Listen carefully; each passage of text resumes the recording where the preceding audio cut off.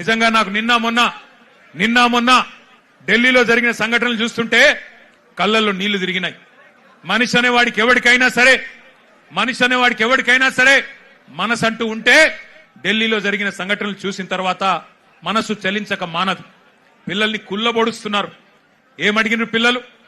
ఏం కోరుకున్నారు వాళ్ళు? మోడీ గారు కూర్చున్న కుర్చీ అడిగినరా? లేకపోతే అమిత్ షా గారు కూర్చున్న కుర్చీ అడిగినరా? లేదా ధర్మేంద్ర ప్రధాన్ గారు కుర్చీ మాకు ఈమని అడిగినరా? ఏమడిగినరు? అధికారం అడిగినరా? లేదా మాకు అర్జెంట్ గా మీరు రాజీనామా చేసి మాకు అప్పచెప్పండి మీ ప్రభుత్వాన్ని అన్నారా? ఏమడుగుతున్నారు? న్యాయం కోరుతా ఉన్నారు. మాకు అన్యాయం జరిగింది, మాకు న్యాయం చేయండి అని అడిగినారు. విజ్ఞప్తులు చేశారు, వినతి పత్రాలు ఇచ్చినారు, దండం పెట్టారు, దరఖాస్తులు ఇచ్చినారు. చివరికి సోనం వాంగ్చుక్ గారు నిరాహార దీక్ష కూర్చున్నారు. ప్రజాస్వామికంగా గాంధేయ మార్గంలో మహాత్మా గాంధీ గారు చూపెట్టిన బాటలో చివరికి నిరాహార దీక్షకు జంతర్ మంతర్ దగ్గర కూర్చున్నాడు. ఎట్లా అయితే పెద్దలు కేసీఆర్ గారు ఆనాడు తెలంగాణ కోసం చావు నోట్లో తలబెట్టిండో అట్లాగే ఈ పిల్లలకు న్యాయం జరగాలి, ఈ పిల్లలకు జరిగిన అన్యాయం సరిదిద్దాల కేంద్ర ప్రభుత్వం, అకౌంటబిలిటీ రావాలి, జవాబుదారితనం ఉండాలి సిస్టంలా. అదే విధంగా విద్యా విధానంలోనే సంస్కరణలు రావాలి, రిఫార్మ్స్ రావాలని చెప్పి సోనం వాంగ్చుక్ గారు నిరాహార దీక్ష కూర్చుంటే ఒక్క మీడియా సంస్థ చూపెట్టది, ఒక్క మీడియా ఓడు రాడు. భయం.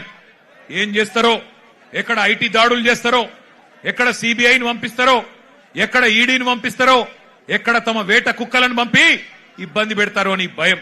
మీడియా రాలే. కానీ ఏం చేసింది జెన్జీ, యంగ్ జనరేషన్ ఏం చేసింది? ఏ మీడియా గిడియా జాంతా నై, మా సోషల్ మీడియా ఉంది చాలు అని చెప్పి ఇవాళ దేశం మొత్తాన్ని కదిలిచ్చింది. అందుకే అంటా ఉన్న మోడీ గారు, మీరు పెట్టుకోకూడనలతో పెట్టుకున్నారు. ఎవరితోనైతే పెట్టుకోవద్దో వాళ్ళతోనే పెట్టుకున్నావు. నువ్వు కొరివితో తలగొక్కున్నావు. మోడీ గారు జాగ్రత్త పడు. తరం మారుతున్నది, స్వరం మారుతున్నది, నవతరం వరస మారుతున్నది. రాజ్యమా ఉలిక్కి పడు, గుర్తుపెట్టుకో, జాగ్రత్తగా ఉండు. వాళ్ళు అనుకుంటే మొన్ననే నేపాల్లో ప్రభుత్వం కుప్పగూలింది. ఈ పిల్లలు తలుచుకుంటే శ్రీలంకలో బగాయించి అక్కడున్నోళ్లను ఉరికిచ్చి దేశమవతల దాకా పోయేదాకా విడిచిపెట్టలేదు.